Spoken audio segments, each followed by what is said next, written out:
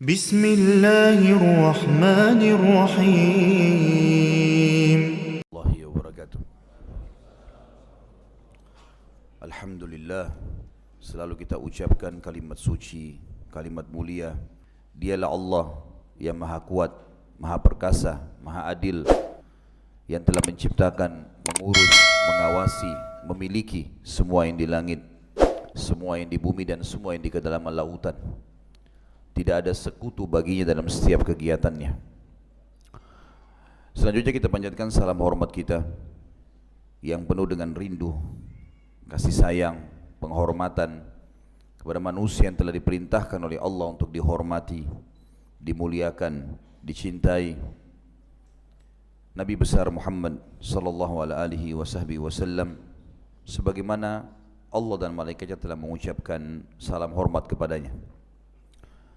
Seperti biasa teman-teman sekalian, bila Allah mudahkan, tidak ada halangan secara syar'i, kita akan melanjutkan bahasan kita di Selasa Ganjil 1, 3 dan 5 bahasan tentang Minhajul Muslim. Dan kita sekarang masih di bab adab pasal ke-17, bersaudara karena Allah, mencintai dan membenci karena Allah. Sudah pernah kita jelaskan teman-teman sekalian, adab adalah tata krama, dan kalau bahasa lainnya adalah kemasan. Kita sangat dianjurkan untuk bisa mengemas semua ibadah yang sudah ada panduannya, supaya lebih sempurna, lebih nikmat, lebih nyaman. Sholat malam dengan baju yang bagus, badan yang segar, tempat yang wangi, yang bersih, itu adabnya. Maka kita akan dapat double pahala, pahala sholat malamnya dan pahala adab dan kemasannya tadi. Sedekah juga begitu, dengan uang yang baru misalnya, jumlah yang besar, diletakkan pada orang yang tepat, maka itu juga adab, pahalanya ada sendiri. Dan tentu sudah 6 pasal kita bahas masalah adab ini, tidak asing lagi bagi teman-teman yang sudah biasa ikut. Hanya saja bahasan malam ini adalah bahasan yang termasuk hal yang penting di dalam masalah adab ini. Adab bersaudara karena Allah, berkumpul karenanya dan berpisah karenanya. Kita ini manusia teman-teman sekalian, makhluk sosial. Kita nggak bisa hidup sendiri. Emang Allah ciptakan kita makhluk sosial. Kita harus interaksi dengan manusia, interaksi dengan lingkungan di sekitar kita. Kalau kita menyendiri, tinggal sendiri di hutan, tinggal sendiri di lautan, sulit untuk hidup. Karena kita memang harus interaksi. Bahkan Nabi SAW menetapkan afdaliyahnya, lebih besar pahalanya bagi orang yang sengaja berinteraksi dengan manusia, dengan suka duka yang mereka atau dia akan temukan dari mereka, lebih baik, lebih besar pahalanya dibandingkan orang yang menyendiri. Sebagaimana sabda beliau SAW dalam hadis sahih, seseorang di antara kalian yang berbaur dengan manusia sehingga tentu mengetahui suka duka bersama mereka, dapat pengalaman-pengalaman hidup, banyak lahan-lahan dakwah, banyak lahan pahala yang didapatkan, bahkan kesalahan-kesalahan mereka bisa menjadi ajang pahala kita. Kata Nabi SAW, seseorang di antara kalian yang bergabung dan berbaur dengan manusia jauh lebih afdal dibandingkan yang menyendiri sehingga tidak berbaur dengan manusia. Baik, agar kehidupan sosial kita bisa teratur dengan rapi, Allah yang maha suci dan maha sempurna juga menata dengan cara mengatur bagaimana caranya, menata dan mengatur bagaimana caranya agar kehidupan sosial kita baik. Maka ada hadis Nabi SAW yang berbunyi, al-arwahu junudun mujannadah. Al-arwahu junudun mujannadah. Ruh-ruh itu seperti prajurit-prajurit yang bersatu dalam satu barisan. Mana yang senyawa, sejiwa, maka akan bersatu. Dan mana yang tidak senyawa dan sejiwa, maka akan berpisah. Kata para ulama hadis, yang dimaksud adalah orang baik, dia akan merasa nyaman kalau bersebelahan dengan orang baik. Dan kalau orang jahat, dia tidak nyaman bersebelahan dengan orang baik. Dia takut ditegur, takut gak bisa sejalan. Begitu pula orang buruk nyaman di sebelahnya orang buruk. Ahli maksiat nyaman di sebelahnya ahli maksiat. Orang beriman nyaman di sebelahnya orang beriman.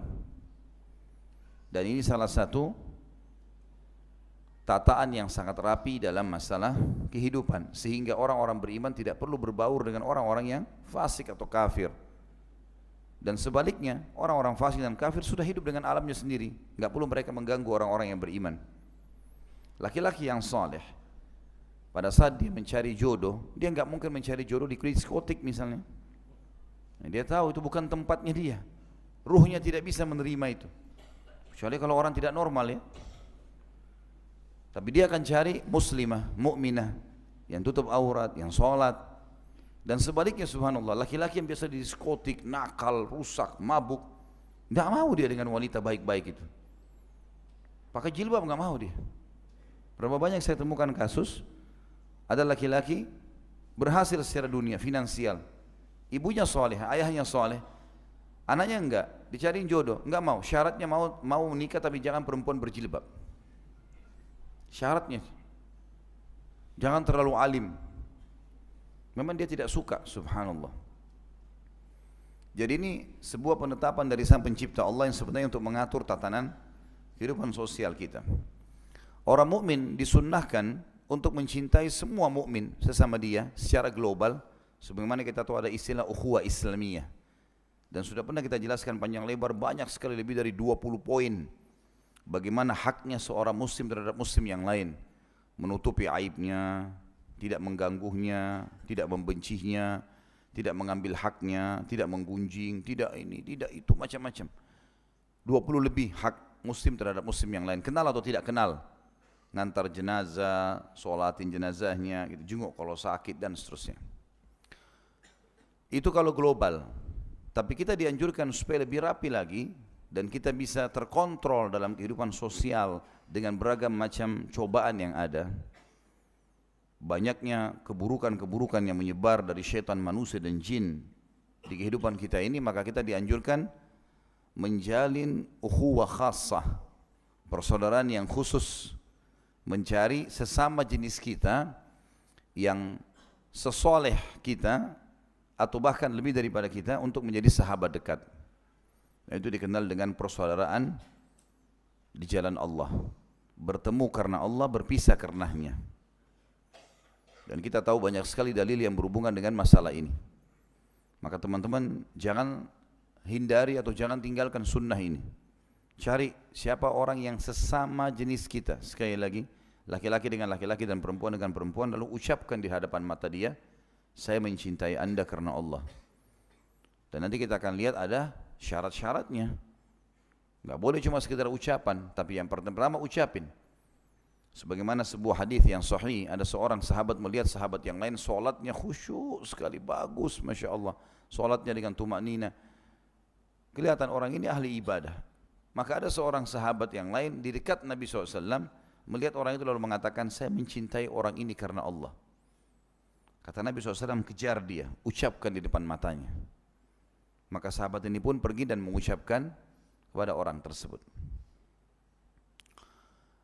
Ini yang pertama kita ucapkan. Yang selanjutnya adalah kita harus tahu kalau dalam bersahabat ini, terutama karena Allah, ini bahkan bisa mengalahkan persaudaraan kandung.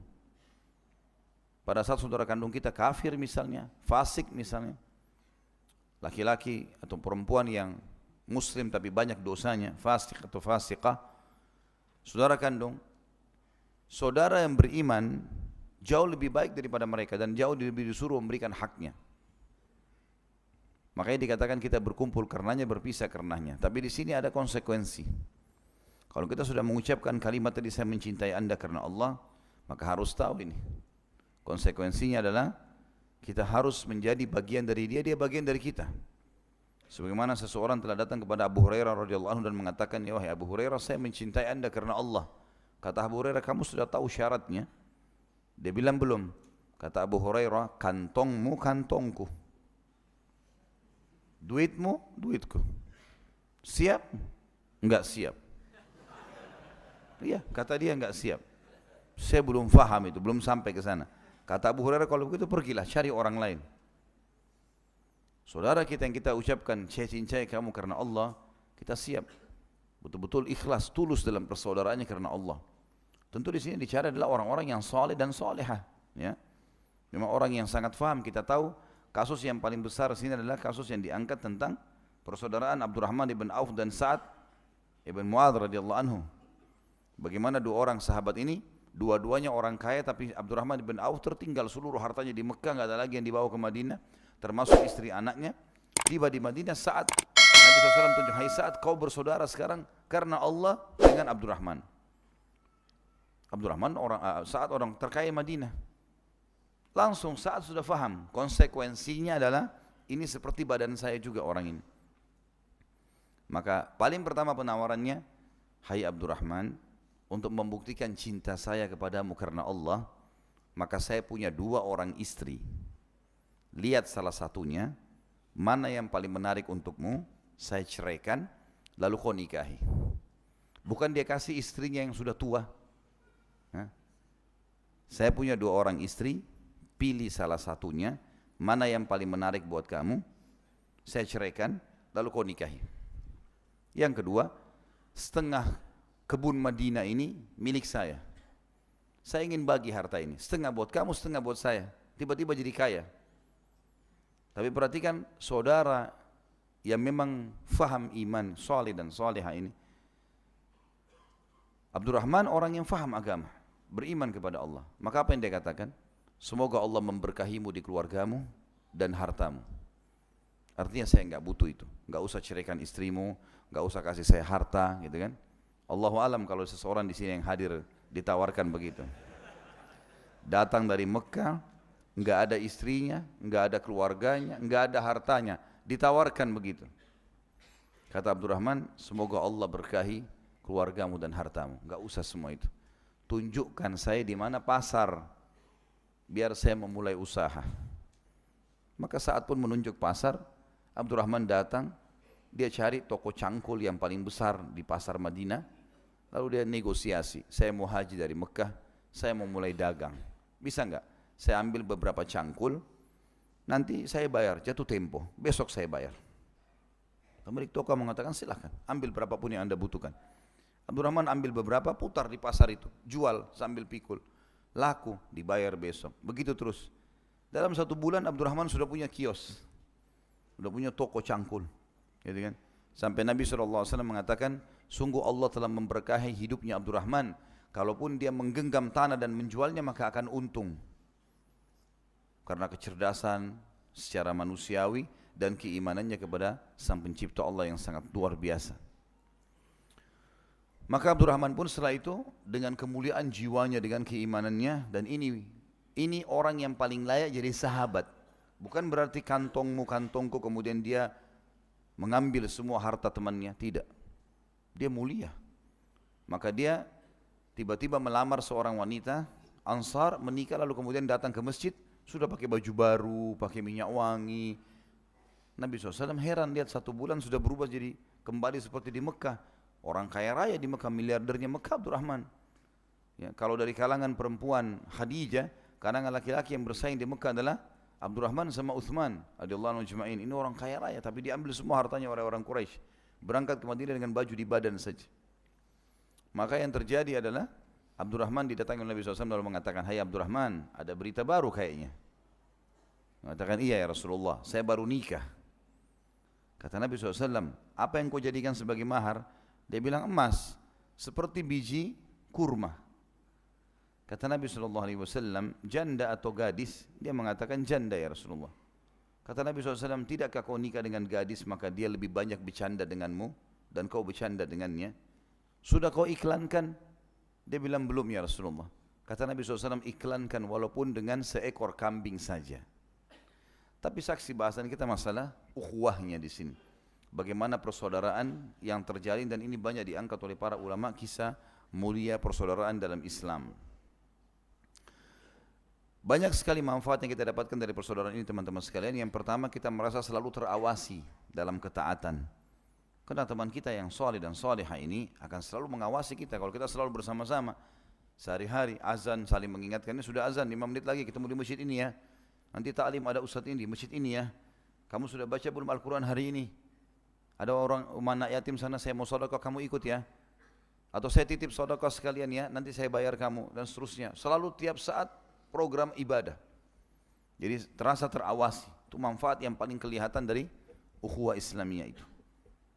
Yang kedua, mendapatkan fadilah yang besar. Pahalanya besar sekali. Besar, nggak bisa dibayangkan ini. Bersaudara ini karena Allah pahalanya sangat besar. Nanti kan kita jelaskan, ada hadis yang menjelaskan kalau di mahsyar dia akan mendapat naungan Allah. Tidak ada naungan kecuali naungan Allah pada saat itu. Lagi orang kepanasan di mahsyar, mereka bisa selamat. Juga mereka akan diberikan mimbar-mimbar dari cahaya pada hari kiamat. Sampai para nabi-nabi dan para syuhada pun cemburu dengan itu. Bayangkan kalau nabi-nabi bisa sampai cemburu. Mimbar siapa nih? Penuh dengan cahaya, semua orang lihat. Maka dijawablah oleh para malaikat, itu adalah mimbar yang disiapkan untuk orang yang saling mencintai karena Allah. Jadi fadilahnya sangat besar, sebagaimana akan kita ketahui nantinya. Dan makna daripada bertemu atau berkumpul karena Allah dan berpisah karena Allah, artinya kalau temannya itu baik, selama dia istiqamah dalam agama, maka dia jadikan sahabat. Kalau temannya menyimpang, maka dia coba nasihati, dia luruskan. Kalau tidak mau, dia berpisah karena Allah juga.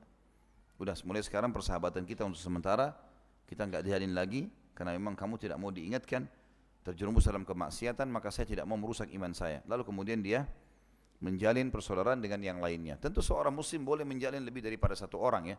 Tapi kalau dia bisa mendapatkan seseorang yang saleh atau salihah sama jenisnya, yang sudah cukup mencukupi kebutuhan dia secara keimanan dan ilmu, maka cukup. Gitu. Seperti itulah.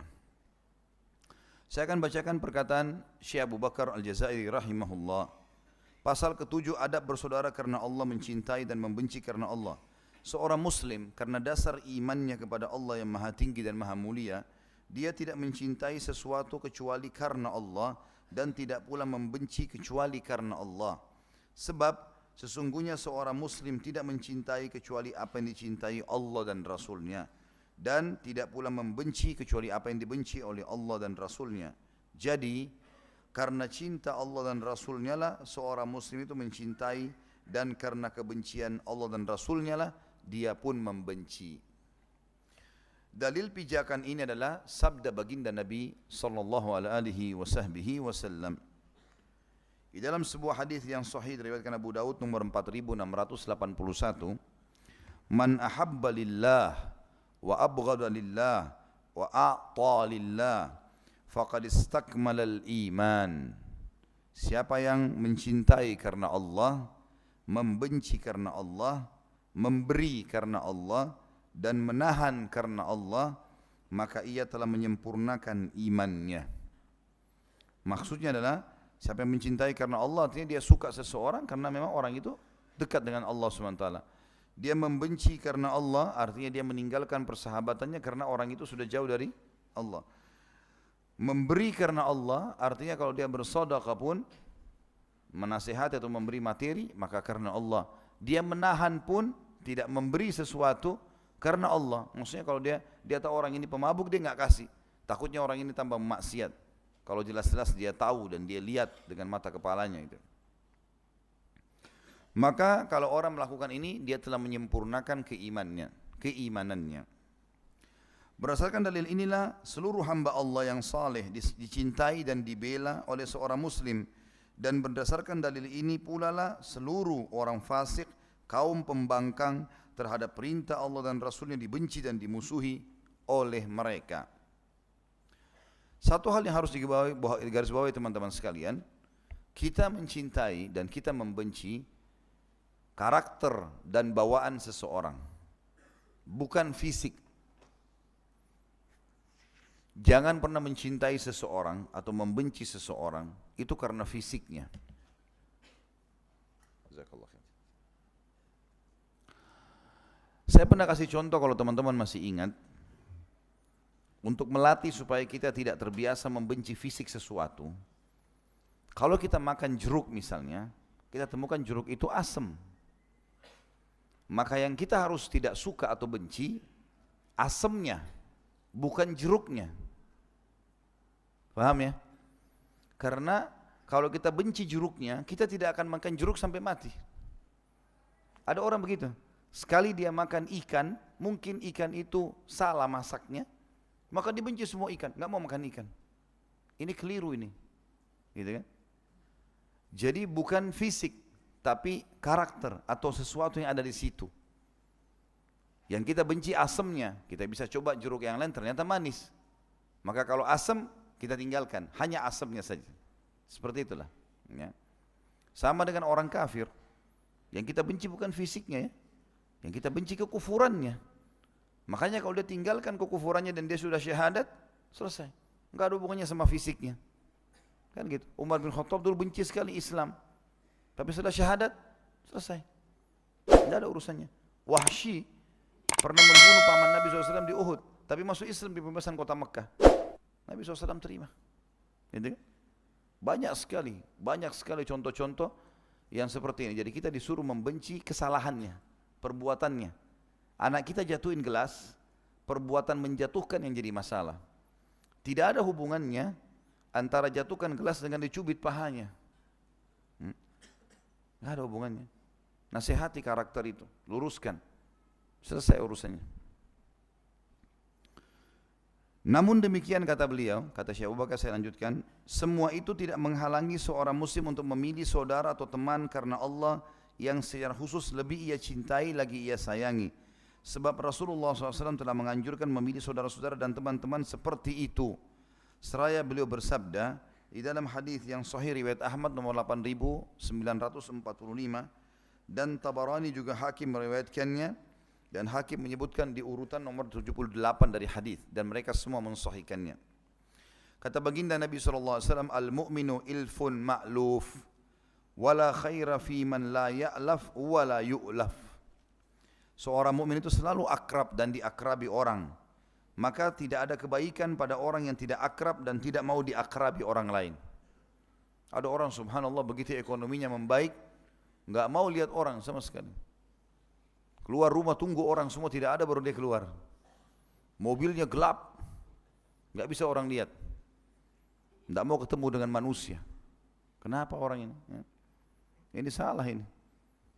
Dan yang dimaksud juga di sini teman-teman sekalian garis bawahi, kita disuruh memilih sahabat dekat, bukan berarti nanti orang lain kita tidak akrabi ya.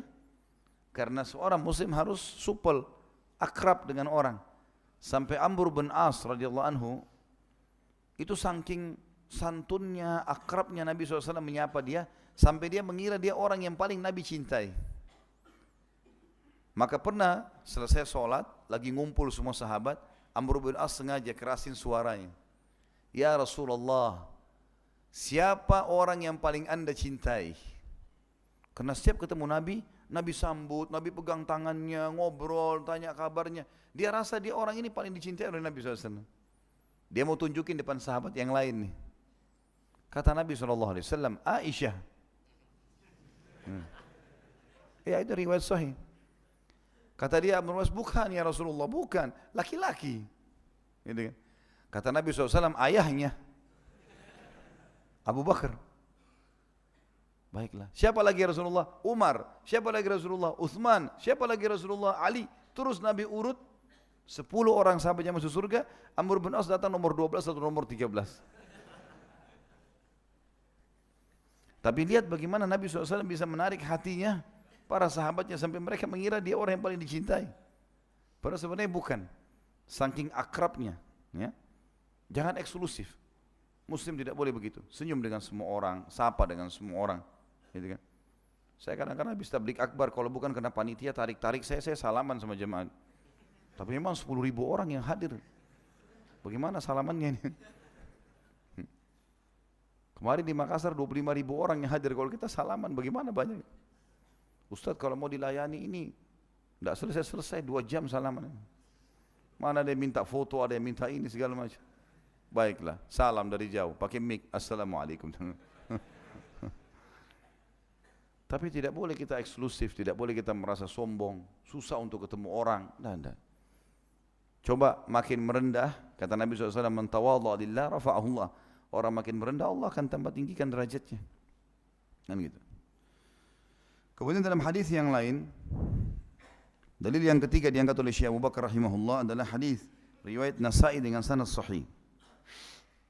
Kata Nabi SAW, inna haulal arshi manabira min nurin alaiha qawmun libasuhum nur wa ujuhuhum nur laisu bi anbiya'in wala bi anbiya'i laisu bi anbiya'a wala syuhada yaqbituhumun nabiyyuna wasyuhada faqalu ya Rasulullah sifhum lana faqala al-mutahabbuna fillah al-mutajalisuna fillah wal mutazawiruna fillah.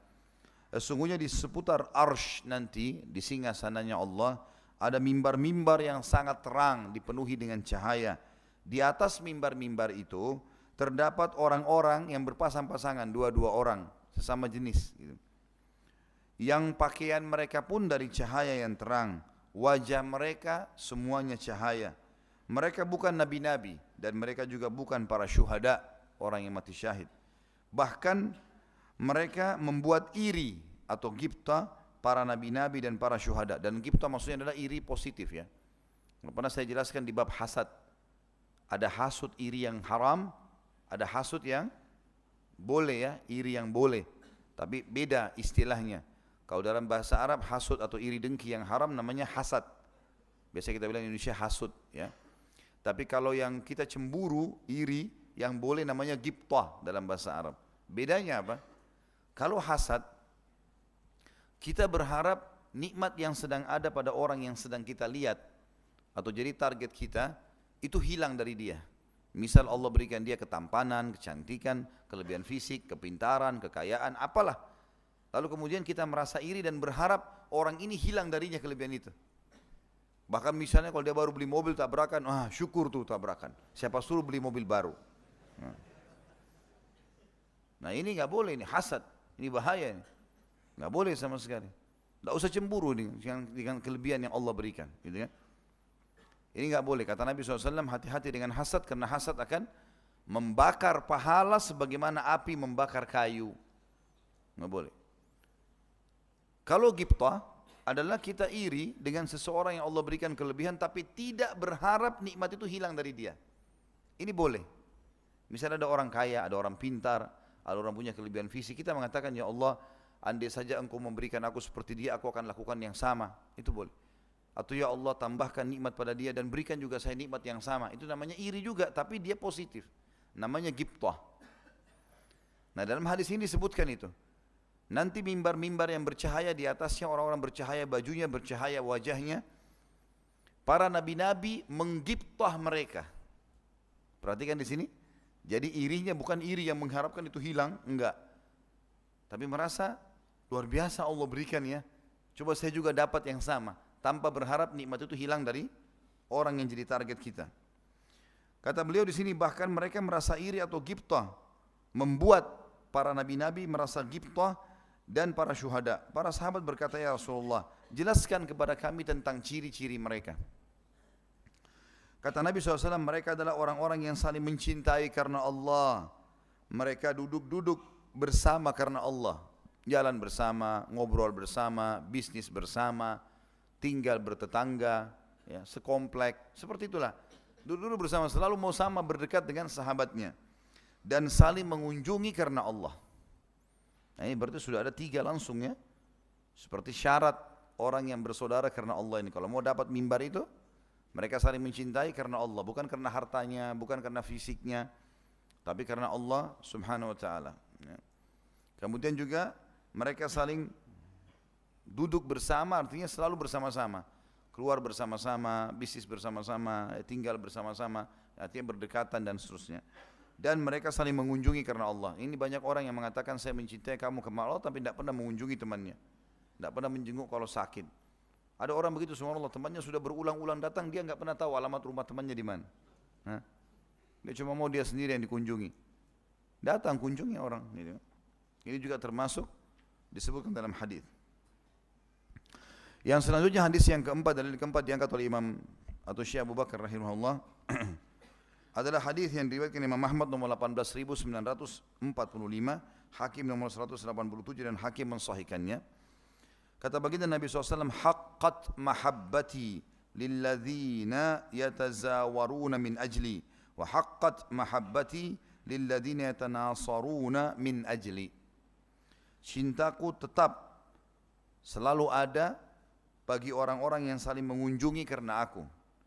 Dan cintaku juga telah tetap bagi orang-orang yang saling membela karena aku. Jadi ada dua hal lagi di sini ditambahkan. Mereka saling berziarah, mengunjungi satu sama yang lain, masuk dalamnya menjenguk kalau sakit, membesuknya. Dan juga saling membela karena Allah. Kalau ada orang mukmin, ya, dirusak namanya segala macam, orang dan ini saudaranya karena Allah, dia membelanya. Kalau dia benar, kalau saudaranya salah, dia harus ya menunjukkan kesalahannya, menasihatinya. Juga hadis yang masyhur, dalil selanjutnya adalah hadis yang diriwayatkan Imam Bukhari nomor 1423. Kata Nabi SAW, sab'atun yudhilluhumullahu fi dhillihi yawma la dhilla illa dhillu, imamun adil, wa syabun nasha'a fi ibadatillahi ta'ala, wa rajulun qalbuhu mu'allakun fil masjidi, idha kharaja minhu hatta ya'uda ilayh, wa rajulani tahabba fillahi fajtama'a ala dhalika wa tafarraqa alayh, wa rajulun dhakara Allah khaliyan fafadat aynah, wa rajulun da'athu imra'atun dhatu hasabin wa jamalin فقال إني أخاف الله تعالى ورجل تصدق بصدقة فأخفاها حتى لا تعلم شماله ما تنفق يمينه. Ada 7 orang yang akan dinaungi oleh Allah di bawah naungannya pada hari tidak ada naungan kecuali naungannya di mahsyar, panas sekali. Dalam riwayat lain dikatakan seseorang akan tenggelam sesuai dengan kadar dosanya dari keringatnya, peluhnya. Ada yang tenggelam sampai mata kaki, ada yang sampai lutut, ada yang sampai perut, ada yang tenggelam dengan keringatnya sendiri. Dan kata Nabi SAW pada saat itu matahari jaraknya 1 mil.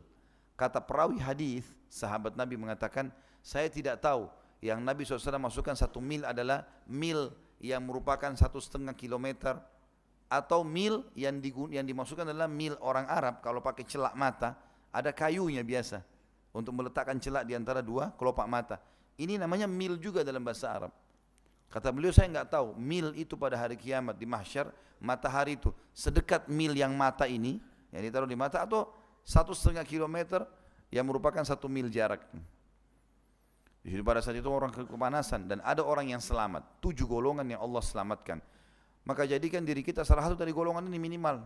Kalau bisa beberapa, alhamdulillah, sangat bagus. Target seorang mukmin semuanya dia jadikan sebagai targetnya. Yang pertama adalah pemimpin yang adil. Dan adil, kalimat adil dalam bahasa Arab masuk semua makna baik. Baik, santun, ramah, disiplin, tanggung jawab, jujur, semua. Itu kalau dirangkum namanya adil. Jadi kalau dalam bahasa Arab orang sudah mengatakan orang ini adil, berarti itu sudah luar biasa. Bergabung semua sifat baik padanya. Pemuda yang kedua, pemuda yang tumbuh dalam beribadah kepada Allah yang maha suci dan maha murah. Ini satu hal yang positif juga teman-teman sekalian. Jadi prinsip dasar yang sering tersebar di Indonesia, kalau saya bahasakan ini virus berbahaya. Kita sering mengatakan di umur 14 sampai 20 tahun ini masa muda. Masanya coba-coba. Masa mengetes, masa puberitas. Sehingga akhirnya pada saat itu mereka merusak diri mereka dengan narkotika, dengan perzinahan, dengan rokok, dengan apalah dicoba semuanya. Padahal teman-teman, umur ini umur yang sangat produktif, merupakan pondasi untuk membangun sisa umur ke depan. Kalau di umur ini SMP sama SMA di Indonesia ini berhasil seseorang di masa muda itu dia memperbaiki keadaannya, dia menjadi orang yang baik, hafal Quran, sholat di masjid, hadir pengajian. Ini kedepannya baik semua. Di sini dia rusak, narkotika, zina, bohong, menipu, apalah, mukul orang, tawuran, segala macam. Ini kedepannya begitu terus. Susah untuk dia kontrol itu, kecuali dengan hikmah ilahi. Maka ini waswas syaitan, ini virus. Kalau kita pernah begitu di masa umur-umur ini teman-teman sekalian, jangan wariskan ke anak-anak. Kalau kita baca Quran nanti bisa umur 30-40 tahun, anak-anak kita 6 tahun harus hafal Quran. Harus lebih baik daripada kita. Tumbuhkan mereka dalam ketaatan kepada Allah Subhanahu wa ta'ala. Kemudian yang ketiga, seseorang yang hatinya tertambat dengan masjid apabila ia keluar darinya hingga kembali lagi padanya. Artinya tergantung hatinya. Ada orang begitu subhanallah, keluar dari masjid sholat duhur, hatinya sudah terikat. Kapan nih asar, jam berapa, mau kembali lagi ke masjid yang sama. terus hatinya terikat dengan masjid. Saya kemarin ditanya dengan beberapa orang ikhwah, Ustadz enggak ketemu Raja Salman? Saya bilang, saya alhamdulillah satu hari ketemu Raja berapa kali? Berapa kali saya ketemu Raja? Paham enggak? Ketemu Raja yang sebenarnya Allah. Tadi kita baru ketemu sama Raja kita. Enggak ada protokol, enggak ada apa-apa. Enggak rumit. Sudah tahu bacaannya, ucapannya sudah tahu, pahalanya langsung dikasih, bonusnya sudah tahu. Satu hari 5 kali yang wajib, belum sunnahnya, belum doanya, belum berzikir, belum baca kitabnya. Oh, banyak sekali. Saya kadang-kadang juga ditanya, Ustaz, kerjanya apa selain jadi Ustaz? Saya bilang, saya pegawai kerajaan.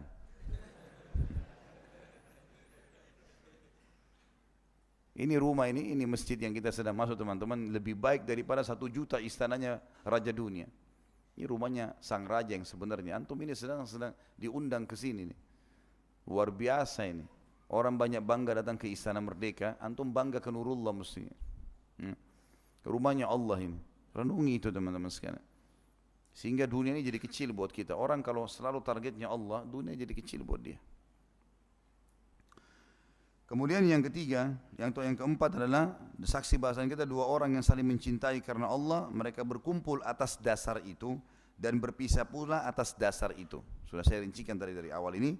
Yang selanjutnya seseorang yang berzikir mengingat Allah dalam kesendirian, lalu air matanya berlinang, mengingat surga, mengingat neraka, mengingat kebesaran Allah, mendengarkan kisah orang-orang saleh, lalu dia menangis. Nah, ini orang akan mendapatkan, kata ulama, walaupun sekali seumur hidupnya, selama dia tidak kafir, kuasa Allah, rahmat Allah luas, Allah bisa berikan. Apalagi kalau dia sering mempertahankan itu.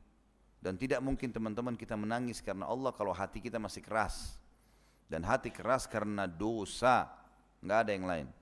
Kata Nabi SAW dalam sebuah hadis yang sahih, kalau seseorang berbuat dosa, hatinya akan diteteskan dengan bitik atau titik hitam.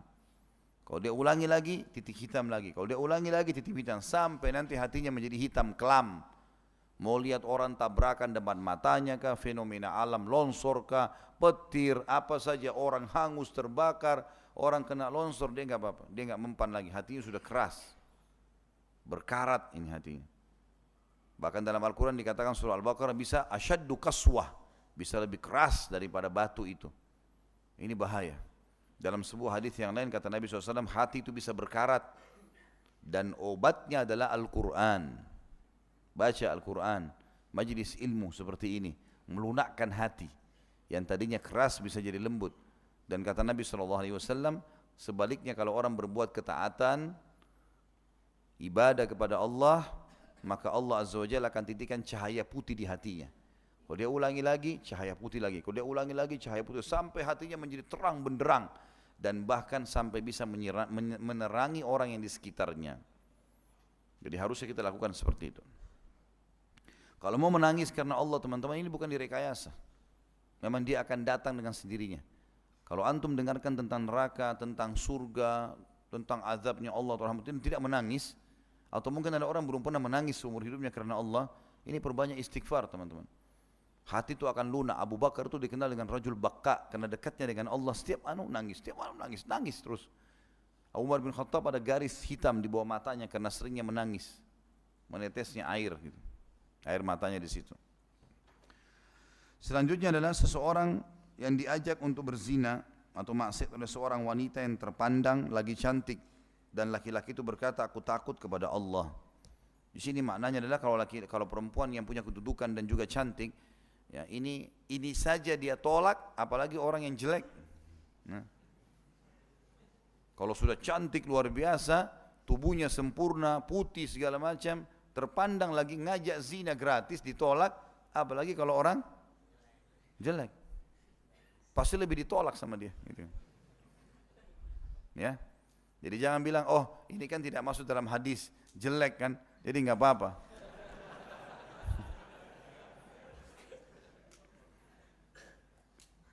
Begitu juga berlaku bagi perempuan. Kalau kita balik, kalau perempuan diajak oleh seorang laki-laki yang gagah, punya kedudukan, kait, lalu dia mengatakan, dua-duanya mengatakan sini saya takut karena Allah. Dan yang terakhir adalah orang yang bersedekah dan dia merahasiakan hingga tangan kirinya tidak tahu apa yang disedekahkan oleh tangan kanannya. Nah, ini sudah kita tahu, tangan kiri tidak ada hubungannya dengan tangan kanan, dia sama saja. Tapi ini bahasa kinaya namanya, bahasa kiasan. Maksudnya kalau tangan kirinya tidak tahu, maka orang lain lebih pantas untuk tidak tahu. Ada orang mau keluarin duit, tunggu dulu lihat orang, ada lewat nggak, baru dimasukin di celengan, supaya dilihat. Orang kalau targetnya manusia kecil sekali, targetnya Allah itu besar, boomingnya. Sebentar, 1 menit lagi. Kemudian hadis selanjutnya adalah hadis yang diriwayatkan oleh Imam Muslim nomor 2567.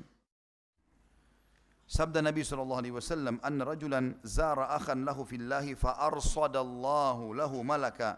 Faqala aina turid? Qala uridu an azura akhi fulana. Faqala lihajatin laka indah? Faqala la. Qala liqarabati bainaka wa bainahu. Qala la. Qala fa bini'matin laka indahu. Qala la. Qala famima. Qala fabima. Qala uhibbuhu fillah. Qala fa inna Allah arsalani ilaika ukhbiruka bi annahu yuhibbuka lihubbika iyyahu wa qad aujaba lakal jannah." Dalam hadis Bukhari ini kata Nabi SAW bahwasanya seorang laki-laki mengunjungi saudaranya karena Allah. Entah kapan ini, apakah di Bani Israel atau terjadi pada kita. Yang jelas kita imani apa yang baginda Nabi SAW sampaikan. Lalu Allah mengutus seorang malaikat yang menjelma jadi manusia dan mencegatnya. Lalu malaikat itu bertanya kepadanya, "Mau kemana kamu?" Orang itu menjawab, "Saya mau mengunjungi saudaraku si fulan." Malaikat bertanya lagi, "Apakah karena suatu keperluan padanya? Ada urusan dunia?" Dia menjawab, "Tidak." Malaikat bertanya lagi, "Apakah karena ada hubungan kerabat antara kamu dengan dia?" Maka dia menjawab, "Tidak." Jadi kalau karena ada hubungan kerabat mungkin dia silaturahim. Nah. Malaikat itu bertanya lagi, "Apakah karena ada satu nikmat milikmu padanya? Ada kau pernah utangkan dia sesuatu? Ada hakmu di dia yang kau mau ambil?" Kata dia, "Tidak." Malaikat bertanya, "Lalu karena apa kau pergi mendatangi dia?" Ia menjawab, "Karena aku mencintainya karena Allah." Malaikat itu pun berkata, "Sesungguhnya Allah telah mengutusku kepadamu untuk aku sampaikan kepadamu bahwasanya dia Allah mencintaimu karena kamu mencintai dia saudaramu karena Allah. Dan dia juga plus lagi, dia telah memastikan bagimu surga." Dia telah memastikan bagimu surga. Jadi ini termasuk jalan pintas menuju ke surga. Cari orang soleh dan soleh untuk jadikan sebagai saudara